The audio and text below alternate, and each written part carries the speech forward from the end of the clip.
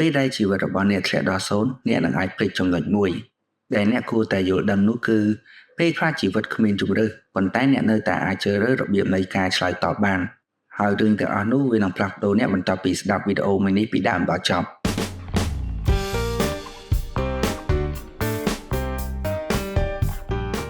ជំរាបសួរអ្នកទាំងអស់គ្នាម្ដងទៀតសម្រាប់អ្នកដែលបានស្ដាប់នៅវីដេអូនេះប្រហែលជាមានអ្នកខ្លះកំពុងតែរស់នៅក្នុងជីវិតអសោះបំប្រងហើយអ្នកខ្លះទៀតកំពុងតែមាននៅផលវិបាកនៅក្នុងចិត្ត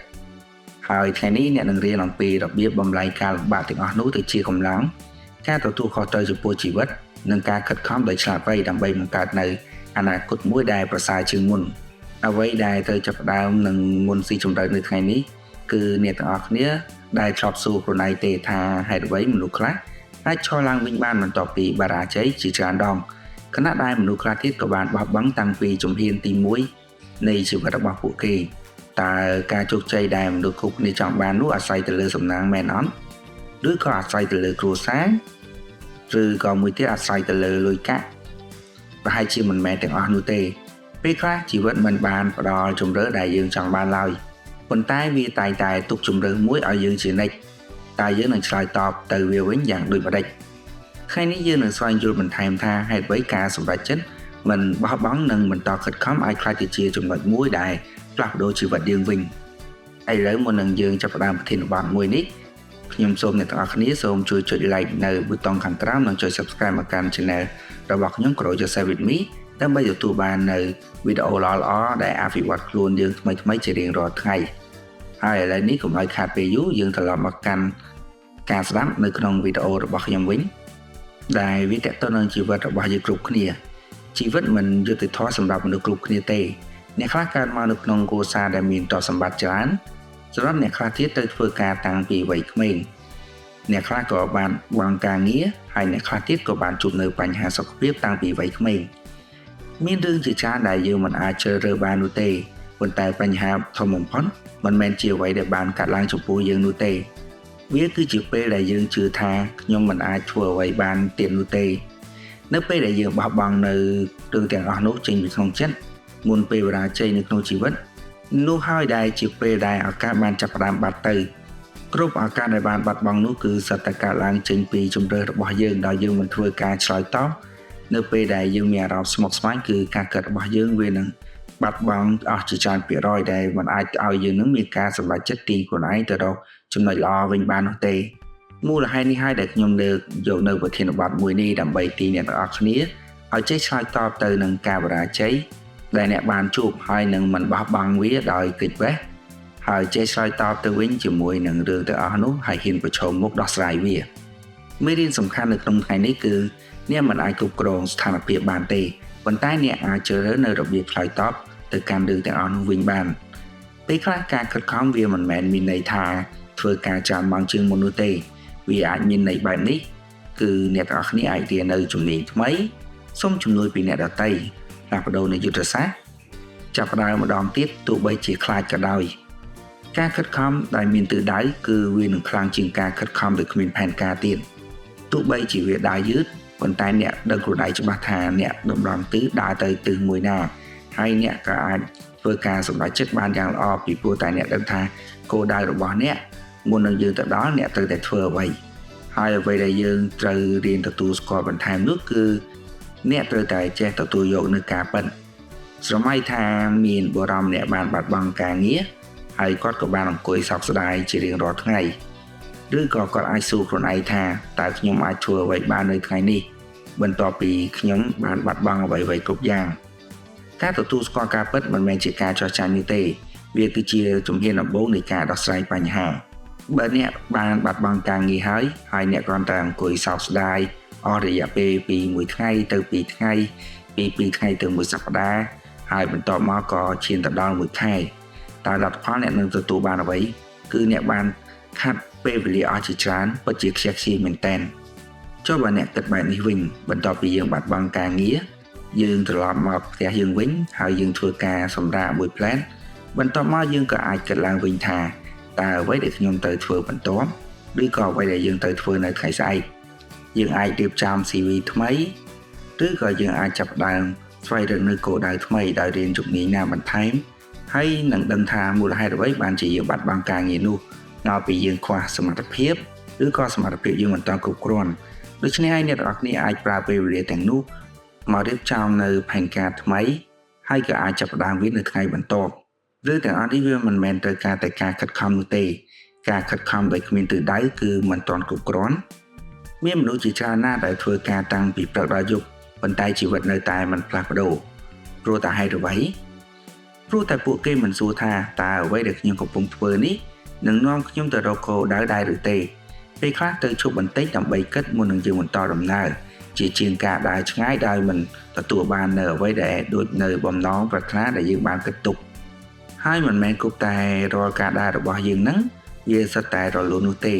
ពេលខ្លះយើងក៏នឹងត្រូវជួបនឹងប្រឈមមុខជាមួយនឹងបញ្ហាដែលយើងត្រូវតែរៀនប្រឈមមុខដោះស្រាយវាបញ្ហាវាមិនមែនជារឿងអាក្រក់នោះទេ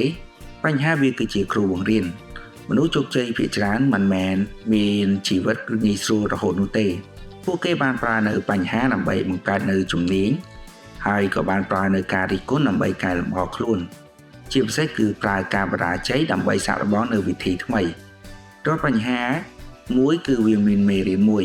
ហើយវាបានលាក់ខ្លួននៅក្នុងរឿងទាំងអស់នោះដូច្នេះហើយអ្នកទាំងអស់គ្នាអាចយកបញ្ហាទៅជារឿងវិជ្ជមាន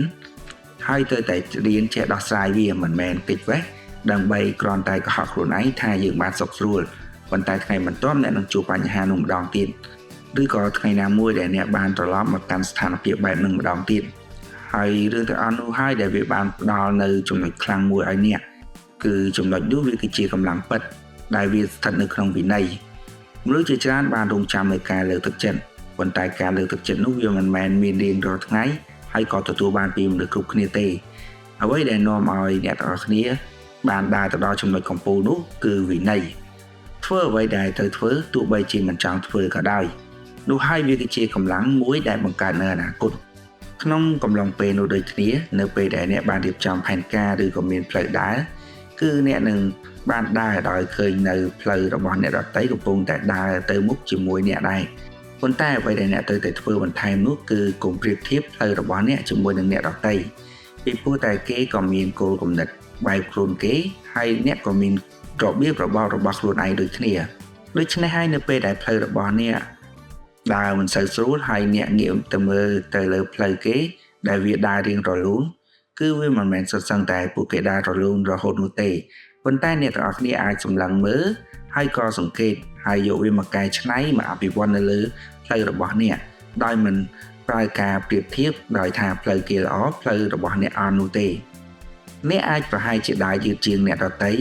ប៉ុន្តែការយឺតនោះមិនមែនមានន័យថាអ្នកបានបរាជ័យនោះទេគ្រាន់តែអ្នកមិនទាន់ស្វែងរកនៅផ្លូវមួយដែលត្រូវឬក៏អ្នកមិនទាន់បានកែល